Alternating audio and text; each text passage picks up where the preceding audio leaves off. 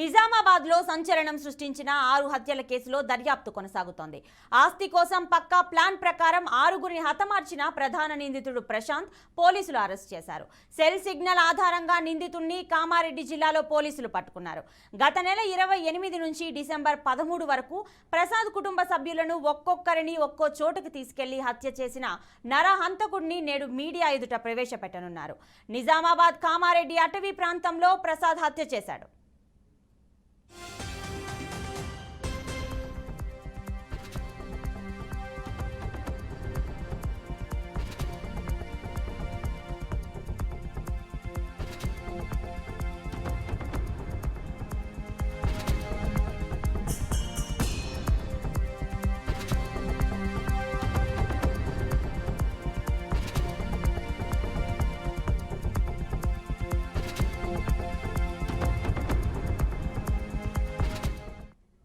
నిజామాబాద్ లో సంచలనం సృష్టించిన 6 హత్యల కేసులో దర్యాప్తు కొనసాగుతోంది. ఆస్తి కోసం పక్కా ప్లాన్ ప్రకారం 6గురిని హతమార్చిన ప్రధాన నిందితుడు ప్రశాంత్ ను పోలీసులు అరెస్ట్ చేశారు.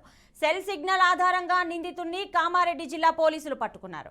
గత నెల 28 నుంచి డిసెంబర్ 13 వరకు ప్రసాద్ కుటుంబ సభ్యులను ఒక్కొక్కరిని ఒక్కో చోటకు తీసుకెళ్లి హత్య చేసిన నరహంతకుడిని నేడు మీడియా ఎదుట ప్రవేశపెట్టనున్నారు.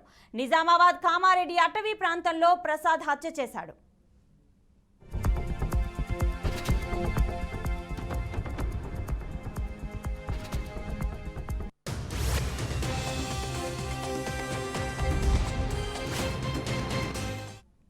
ఇక ప్రసాద్ భార్య రమణిని బాసర గోదావరిలో తోసి హతమార్చాడు. కవల పిల్లలను బాల్కొండ సమీపంలోని సోన్ బ్రిడ్జ్ వద్ద నరహంతకుడు హతమార్చాడు. ప్రసాద్ చెల్లెలు స్వప్న మెదక్ జిల్లా చేగుంట వడియరం సమీపంలో కల్వర్ట్ వద్ద హత్య. చిన్న చెల్లెలు స్రవంతిని కామారెడ్డి జిల్లా సదాశివనగరం మండలం భూంపల్లి వద్ద హత్య చేసి నిందితుడు శవాన్ని తగలబెట్టాడు. ఈ వరుస హత్యల నేపథ్యంలో డిసెంబర్ 13న పోలీస్ స్టేషన్లో కేసు నమోదైంది.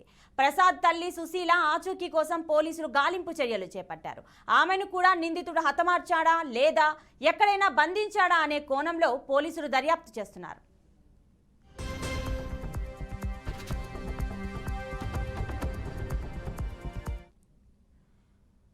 సో ఇదే అంశం గురించి మరింత సమాచారం మా ప్రతినిధి ధనుంజయ్ అందిస్తారు.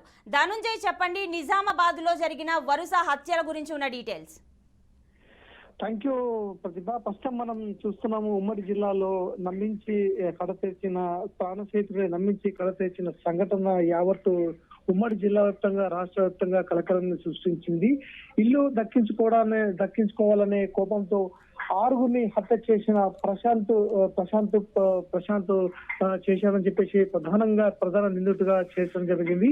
ఆనవాళ్లు దొరకకుండా జాగ్రత్తలు తీసుకున్న నిందితుడు ప్రశాంతులు చిక్కుల్లో పడ్డట్టు మనకు ప్రాథమికంగా తెలిసింది. దొంగ కదిలితే పోలీసులు పూర్తి సమాచారంతో విచారణ వెలుగులోకి వచ్చినట్టు అనేక విషయాలు ఈరోజు వీసిపోయే నిజాలు బయటకు వస్తున్నాయి. మాగ్నూరులోని ప్రసాద్ ఇల్లును ప్రశాంత్ అమ్మడంపై డబ్బుల కోసం లోన్ అప్లై చేసుకున్న ప్రశాంత్ దీంట్లో భాగంగా లోన్ రాకపోయేసరికి మళ్ళీ ఇల్లు తన పేరుపై రిజిస్ట్రేషన్ చేయాలని కోరాడు. ఇందులో భాగంగానే పరస్పరం ప్రసాద్ల మధ్య తీవ్ర వాగ్వాదం సైతం చోటు చేసుకుంది. ఎలాగైనా ఇల్లు దక్కించుకోవాలనే పథకం పన్నిన ప్రశాంత్ కుటుంబం మొత్తాన్ని లేకుండా చేసే అడిగేవారే ఉండరని అనుకుని వరుస హత్యలకు పాల్పడిన సంఘటన మనం చూసాం. ఇందులో భాగంగా ఉమ్మడి నిజామాబాద్ జిల్లా వ్యాప్తంగా ఈ జరిగిన 6 హత్యలకు సంబంధించిన కేసు ఆస్తి కోసం మిత్రుడే కుటుంబాన్ని కడతీర్చిన దుర్మార్గుడుగా భావించి ఈరోజు పోలీసులు ఇన్వెస్టిగేషన్ ముమ్మరంగా చేశారు. ఇందులో భాగంగా 28న ప్రసాద్ నమ్మించి తీసుకెళ్లి డిస్పెల్లి ప్రాంతంలోని హత్య చేసి పూడ్చిపెట్టారు. అందులో భాగంగానే 2 రోజుల తర్వాత 7 నెలల గర్భిణిగా ఉన్న భార్యను సైతం నమ్మించి హత్య చేసి బాసర గోదావరి నదిలో తోసేశాడు. అనంతరం ఈ నెల 9న 2 కవల పిల్లలను సైతం 44వ జాతీయ రహదారిపై సోన్ బ్రిడ్జ్ పై చంపి గోదావరిలో పడేసిన సంఘటన మనం చూసాం. అందులో భాగంగానే అనంతరం అన్న వదినలతో పాటు ఆపదలో ఉన్నారని ప్రసాద్ చెల్లెళ్ళను ఇద్దరిని సైతం హతమార్చిన సంఘటన చూస్తుంటే ఈరోజు సమాజం సైతం ఒక్కసారిగా ఉలిక్కిపోయే పరిస్థితి మనకు కనబడ్డది. ఒక్కొక్కరిని చేగుంట మరొకరిని భూంపల్లి సమీపంలోని చంపి దహనం చేసినట్టు పోలీసులకు సమాచారం. ఇందులో భాగంగానే భూపాలపల్లి సమీపంలోని శివార్లోని 13న గుర్తు తెలియని మృతదేహం లభ్యమైంది. ఆ తర్వాత కాళ్లకు ఉన్న పట్టీలు ఆధారంగా కామారెడ్డి ఎస్పీ సింధు శర్మ ఆదేశాలతో దర్యాప్తును సైతం ముమ్మరంగా చేశారు. అదే ప్రాంతంలోని సంచరిస్తున్న వ్యక్తులను ఆచూకీపై ఆరా తీసి పోలీసులు సంచరిస్తున్న వ్యక్తుల్ని ఆరా తీయగా వరుస హత్య సంఘటనల వీస్తుపై నిజాలు సైతం వెలుగులోకి వచ్చాయి.